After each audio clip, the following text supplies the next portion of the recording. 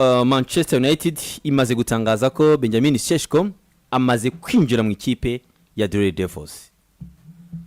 Benjamin Sesko ni umukinnyi mushya wa Manchester United. Ikipe imaze kumutangaza ku mbuga nkoranyambaga zayo. Ngo turagaruka ku yindi mikino ya gishuti ivugwa, ariko navuga ko ni inkuru nziza abakunzi ba Manchester United bari bategereje. Shehe vuga ati yego. Ni inkuru nziza. Yego kabisa. Uyu mugabo rero akaba yamaze kugera si iminsi ibiri yaramaze hariya. Ni inkwari umunsi umwe niko nabara, ariko ntabwo byatinze byarihuse. Byose icyari kimuzanye yari yo medical n'ibiki byose ko ari guparafa kuri contrat. Urabona ko noneho batangiye kubinjiza za Carrington bakifotorezayo harasa neza. Bivuze ngo Kavukire yakoze akazi hariya. Ejo nabonye amashusho rwose, inzu irubatswe neza, ni nouveau model. Kavukire mugarutseho? Yego. Ibyawe nicyo ngukundira ntutinzamo. Kabisa Kavukire ni kumwe nawe. Iyi ni nouveau model. Nouveau model kabisa. Ukuntu hasayanga na mugane wanyu. Reba iskariye uzamukira ku bikombe niki. Kavukire ni kumwe nawe cyane. Urabona iskariye? Yego. Uzajya uyifotorezaho uzamuka zirimo n'ibikombe. Zirimo n'ibikombe, iskariye zitambaye ubusa. Zambaye ubusa, zirimo ibikombe, zirimo za champions. Ya design nayikunze cyane. Yego. Uzamuka n'akajisho ibumoso bwawe. Sawa kabisa. Kabisa ngakubona Kavukire. Ufite morale rwose. Reba na relax. Reba nawe gukora gakawa hakurya hariya. Uri kureba? Ndahabona rwose. Aho gukora gakawa.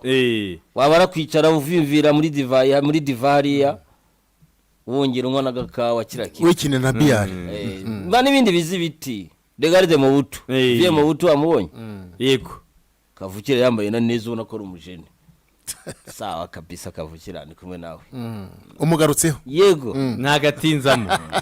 Ariko noneho nanjye hanga asa namwe. Ni soko yarigiyemo Kavukire avuga ati nakwereka abakinnyi bane aguze kugeza kuri ubu ngubu, kandi United ntago irava ku isoko. Yanaberewe cyane Kavukire. Yaraberewe cyane. Na bara uramuzi uri inyuma? Simuzi. CEO. Bwana ntunganiriza. Bwana ni ukora akazi ba. Yewe ni kuri Kavukire no nyiri ibintu. Nishuka. Reba igikombe inyuma hare nicyo ashaka Kavukire hare. Uriya nawe mumenye shehe.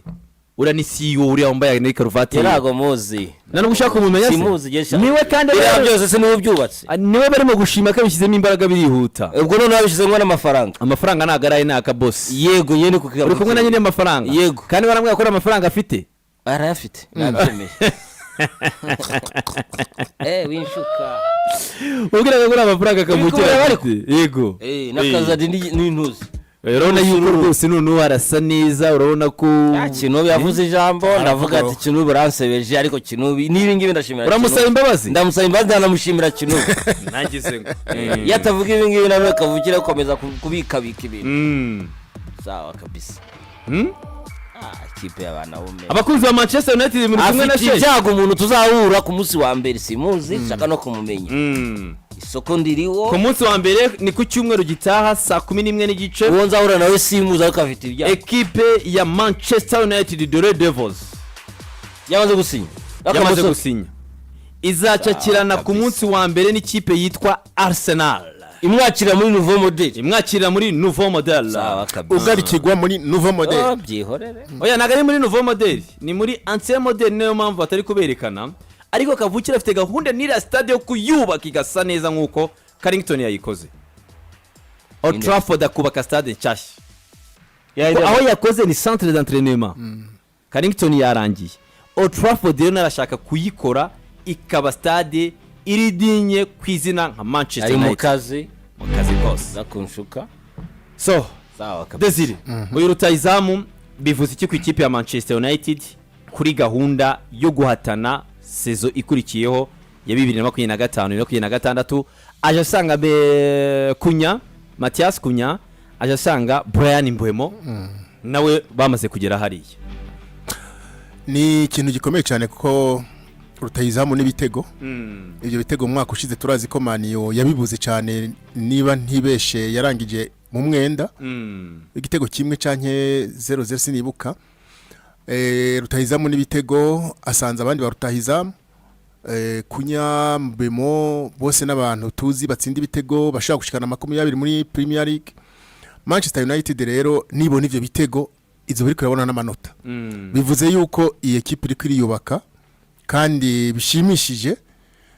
si yo yonyine iri kwiyubaka kuba twarabonye ko za Chelsea ziyubaka za Arsenal ziyubaka ni championnat tuzi ko yatira les meilleurs joueurs bo ku isi niko biko biragenda twarabibonye Manchester United mu mwaka ushize byarabonetse yuko Højlund Zirkizi badashobora ko atari ababiteri bashaka guheka ekipe nkuru kuzana Sesko avuye muri ekipe ntovuga ko ari ekipe iri top muri championnat z'Iburayi ntabwo iri top ariko aho yararatsinda ibitego aracari muto naza confirme ni championnat shasha bimusaba adaptation nta wovuga ngo aje gushika bitsinda ariko ni muto bamuha umwanya afashiye ekipe kuko azaba ari kumwe n'abandi basore bazi gutsinda bashaka kumufasha gutanga imipira ivanga ibitego katwizere ko Manchester United uno mwaka itandukanye niyo twabonye umwaka ushize ko za Manchester United muri yumva mute bereke rutayizamu wabo bana gusinya yasinye mubereke neza uyu uramuzi we abana abakozi bakavukire akaba kutajya abakozi banyu oya gututse kandi ngewe nzinyira kavukire azi kavukire gusa bana uyinjane uyu numvise bafite n'abakozi benshi kavukire yazanye abantu benshi cyane yitwa Jackson Willy Cox nuri Willy Cox ni director of football muri Manchester United kibazo ariko ni umukozi wa kavukire yashizemo imbaraga kugira ngo Benjamin Sesko yinjira ahangaha sawa kabisa Willy Cox mumenye muhagarariza wa kavukire abo ni babandi tubura mu club yacu yabusaba tujye tuvugana nabo kenshi ugomba kubamenya sheyi nawe uriya nakwerekaga yitwa Omar Belada akaba ari we chief executive officer Scotland hari tupira twiza Scotland ya Omar niwe nzi Omar Scotland Omar Belada siwe nago muzi manager mushya oya kavukire niwe nzi oya ndavuga siwe muri Scotland siwe muri Scotland mushyashya nawe nzi akumenya ababosi gusa uyu ni Willy Cox uyu ni director of football muri Manchester United ariko uribuka ko kuri Mobutu tutari tuzi ngo na CEO wa Mobutu ngo nuwo oya Mobutu yari byose tuzi mu ndi kumwe na Mobutu yari ibintu byose na bintu byinshi wimukwagabira gukina nabi korota 89 yaramanukaga ni muhembwa yego yazaga kubabaza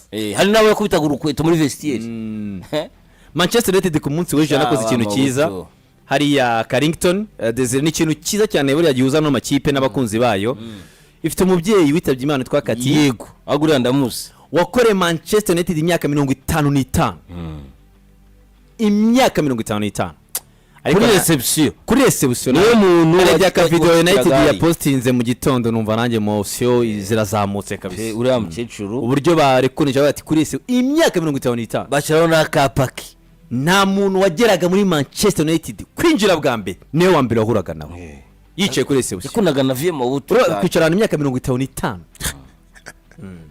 yakunaga mu butu bakuzura abana benshi bamuciye mu maso ngo warageraga harakantu nabonye bashyizeho hari akakubwira ati nibageze muri Manchester United mwenyura we kora cyane umwenyure uzahora wishimye wageze muri Manchester United narishimye we nibageze hanga we kora cyane uzahora wishimye nabari ngiye mamaze imyaka wenda 30 mamaze imyaka 20 mamaze imyaka 40 ingahe bose ko bagiye ba nabari kure twarishimaga twaramwenyuraga sinama kuri ya Man City turi hano bana mu makipe yandi City tuzigaruka reka tujye kuri United uriya mukecuru yakoreye iriya kipe imyaka 55 mu buto yavuze ati nta n'umuntu wigeze ukorera ikipe nkawe vie mu buto ni wafunguye kare kapa kamushushanya kariho amazina ye nibyo yakoze reception iratunganyije neza apana hano kwanuza Lucas ikintu nsaba ni kimwe ngiye nyine nitwa Guillaume Arsenal nizirwaza rudisetting iburi mashitana atukura sheshko yagarutse bana mambre utazazana ngo urabona ngo ivi na ivi ugomba bya bintu by'ikirere ngo umukino wimuwe ngibiki byo ntabwo uzinduke kare izinduke izaze yipanze ariko yerekana ishusho ya Carrington isa neza cyane kabisa centre ngizi ngizi nubwo tuyivuga ini ikipe bishoboka mu utaratinyitse arantu nabonye manuka muri escalier bose baracicika amapisine ngaya hano nabonye kano gapisine ushobora kubuka arimo wirukanka unareba televiziyo bakoze ku buryo harimo amajima areba ikibuga bakoze ku buryo aho uca hose muri no centre bakwereka ibikombe United yatwaye bakakubaza wowe uruhare rwawe n'uruhe urumva urabona twa pisine bavuguye kabisa iyi centre kabisa kintu yaragarutse hasanga indobo usanga hari abantu bavoma yasaza abantu bavoma kino nande bayasanze rimwe vuba imbeba zajyaga Imbeba zari zinaza Old nyinshi. Trafford zajyaga ziza ariko urabona noneho yuko kuko ibyo bana gikunda kabisa ibintu bigera nabonye na sare z'abanyamakuru nziza kabisa ziri modern aho niriya ntuzese ziriya ntebe ukuntu zivimviyemo hano kavukire ndi kumena yashoye furusi nyinshi cyane bikombe reba aho bimanitse hano abakozi ba United wagize uruhare kugira ngo bino bikombe biboneke wowe ku buryo uzagiza mu Gikombe cyane cyane. ufite isoni gikombe giheruka cya shampiyona ngikiriya cya 2013 uri kureba ariko cy'amatwi manini hasi cy'amatwi manini cya 2009 cya 2008 Manchester United rero yagarutse Manchester United rero ikaba inaboneyeho kwereka abakunzi bayo abakinnyi bayo bashyashya barangajwe imbere na rutahizamu Benjamin Šeško nawe rero arerekanwe Old Trafford iriya nini kereyeri tuzanye Claire sa ko bimeze se umukinnyi mwiza bisa Kirimbuzi Dusan Tadic ageze mu tuzanye. ikipe ya Rwanda dore nguyu Benjamin Šeško Kirimbuzi n'abandi ku ruhande bashyashya batatu uri kubabona Kirimbuzi berekoga abakinnyi b'ikipe ya Manchester United abakunzi ba Manchester United reba ukuntu hano bitegereza Kirimbuzi uyise Kirimbuzi Kirimbuzi ni intwaro kereyeri Kirimbuzi tuzanye mfite ibibazo biriya Musaliba mfite ibibazo wa undi ninde Irakse Magresh Kirimbuzi yaje hano kura mwitegereza witegereza umwana w'umwe cyane ngaba abakinnyi bane bashya b'ikipe ya Manchester United metero enye z'uburebure Tavares yahageze rero Benjamin Šeško Benjamin Šeško akaba rero Sawa ari mu kabisa. bakinnyi Manchester United yatanzeho amafaranga menshi ageze ku mwanya wa karindwi sawa kabisa nyuma ya Paul Pogba Anthony Harry Maguire Sancho Lukaku Højlund Šeško Mbemo Di Maria na Cunha muri aba bakinnyi bandi Pogba byarabaze negative Anthony mukuru wa negative Maguire afazari ubu ngubu muri sawa Sancho 45 negative Højlund sekuru wa negative Šeško ni mushya Mbemo ni bashya agakurikira Angel Di Maria Maria wapi na Cunha ngabo bakinnyi 10 mu mateka bahinze mu ikipe ya Manchester United abo byabaze si benshi abo byabaze si ariko abo baziye muri environnement igoye ubu ngubu twubatse ikibuga gishyashya nouveau modeli yego abanye bafite icyizere ko bizakunda bajya abandi batinya imbeba imbeba zaranabariye naribwe kweli ariko Kirimbuzi kumwe nawe kabisa abo defenseur bubesha utagira imbaraga utagira stamina Kirimbuzi ngo aka gafoto ndagakunze umutayiza muri bamwe nzake kuri cyane Big win and massive one. Iyi tekinike ya Arsenal ko ndebe nimbi cyane. Gyökeres azajya asana inyundo mu cyo cya mbere, icya kabiri kai Havertz naza kubita umusumari. Nyakwigendera nyine go itahira nta kundi. Nibitaba guhimbana bya ni Paul Scholes yavugaga. Yaravuga ati nibyo ikipe yabonye umukinnyi mwiza ariko si yari choice ya mbere y'umutoza. Turabyibuka ko yari Šeško. None abati mbona rero na Mikel Arteta kuko afite goal scorer. Bano abakinnyi nk'aba ngaba ni abakinnyi shyira umupira imbere kire mwiza nta kindi ariko namwe mitego yatsindaga muri Sporting yimvovingaga mu mikinira subiraga inyuma twaje tubona itego yatsinze yasunyuma agasoka muri box akimvovinga mu mikinira agakina n'abandi bakinnyi akabona gutsinda gusa aracyari kurana ko expectations ziri hejuru cyane kuri we banariza umupira akoze urya ukinnye urya utanze uburyo ateyemo hakiri kare gutya urana ko haracyari kure kugira ngo ujije imikinire n'imyitwarire yiwe ahubwo ibingibi ni bihereza isomo yaba Arsenal cyane cyane umutoza Mikel Arteta kuri pressure na expectation bazagira muri kuko ubu ntago bazabasabwa gutsinda gusa n'uburyo batsinze banakinyi bazavuga ngo watsinze wakinisha utege Gyökeres watsinze wakinisha utabakinyi bawe imikinire yose urana ko bazajya banariza buri kantu kose Arsenal yafite expectations zibeje cyane muri mwaka ugiye kuza ndabona abantu bavuga ngo ni flop abandi ngo kuki ngo Joao Pedro yaje ngo agahita atsinda match ya mbere birashoboka ushobora gutsinda match ya mbere bikahita birangirira ushobora kuza ugatsinda match 3 za mbere ukazasanga nizo zonyine utsinze ariko ushobora no kuza bikakugora njye mbona kuri uyu musore nk'uko Clarisse na Antonio yatsinze kuri debut kuri uko ubundi umutoza niwe ure mu buryo iyo azanye umukinnyi nk'uyu nguyu ni umukinnyi uri mu bakinnyi 30 bahatana Ballon d'Or ni top scorer amwe mu top scorer muri ligi ya Portugal imyaka 2 yikurikiranya so icyo umutoza agomba gukora ni ukumenya icyo yakiriye n'icyo umukinnyi afite ubushobozi noneho akamwubakiraho umukino akavuga ati Bukayo Saka byari ngombwa ko imipira yose twayikunyuzagaho ubu noneho tugiye kuyinyuza kuri Victor Gyökeres tugiye dufite umuntu ufite ubushobozi bwo gutsinda ibitego 30 mu gihe mwebwe mwari mufite ubushobozi bwo gutsinda ibitego 15 ubu tugiye kumuremera imipira ariko ngiye mbona niba Kai Havertz ashobora gutsinda 13 niba bashobora gushyiraho Merina agatsinda 9 muri ari imbere ari nka rutayizamu mbona bitazagora oya ikindi kiza mbona bitazagora uyu mukino uyu musore Victor Gyökeres ikindi kiza nabonye cyangwa nakunze cyatangajwe na n'ikipe ya Arsenal no gutekereza kumuha zira set pieces cyane penalty birakwiye urumva bwo ubwabyo Deus y'umukinnyi aje akazira kuri icyo kintu icyambere urumva ko barashaka kumusapotinga kuko turi bukuku ni musore yavuye muri Sporting oya birakwiye ni n'umuntu warwanye ku giti cye uburyo bugaragara ashaka kujya mu ikipe ya Arsenal nibyo hari igihe nyine basanzwe bafite penalty teka unazitera neza yitwa Bukayo Saka ariko ku nyungu yo guhana agaciro n'umukinnyi winjije muri buka Haaland igihe ngunda gutanga urujya kuri Haaland yasanze Kevin De Bruyne ariwe penalty teka ariko muri bya bitego 38 menya yatsinze harimo ama penalty nk'icumi akuraho ya record yari imaze imyaka Nyagateke so mbona rero Arteta icyo kintu rwose agomba kugikoraho amuhe n'ama penalty bazayabona muri Bukayo bazayabona muri Nwaneri wongereye amasezerano bazayabona muri ba Madueke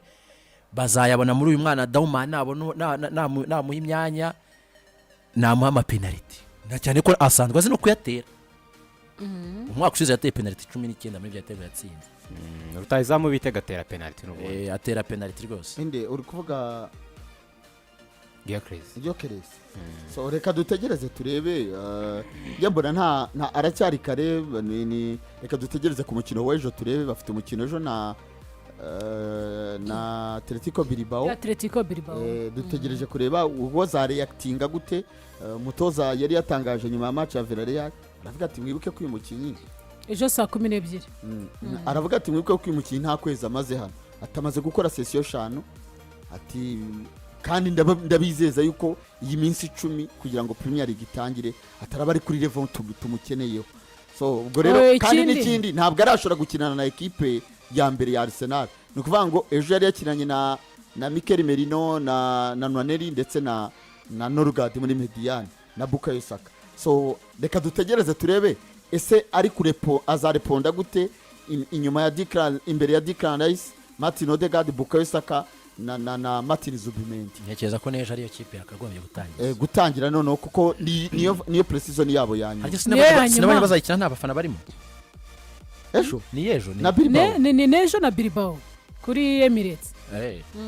kuri Emirates ku munsi w'ejo azaba ari kwitegura umukino wa shampiyona uzamuhuza n'ikipe ya Manchester United murabizi yuko tariki ya 17 z'ukwezi nibwo bazakina umukino wabo ufungura muri Premier League ubwo rero kimwe n'abandi bakinnyi bashya twabonye bagenda bahindura ama equipe ntabwo baragira mu by'ukuri uburyo barakonvinsinga abakunzi b'ama equipe yabo so ubwo rero igitera uyu musore Victor Gyökeres kugaruka cyane turayibona kuri YouTube baramubreminga araho ati ntacyo urakora niki nibasubiza amaso nyuma barebe n'abandi hari ukunega umukinnyi akina niyo adaptation akinera umwanya wo kumenyera abo bakinnyi bakinana n'ibindi bigiye bitandukanye ariko bidakuraho yuko Mikel nadahindura uburyo bw'imikinire ye ku buryo umusore azagafitingamo ubanza ari ikintu abantu bazatangira gutekereza bizaba nyine nk'uko Deus yavugaga bya Paul Scholes azavuga ati se koko wari ukeneye uyu rutayizamu cyangwa wari ukeneye undi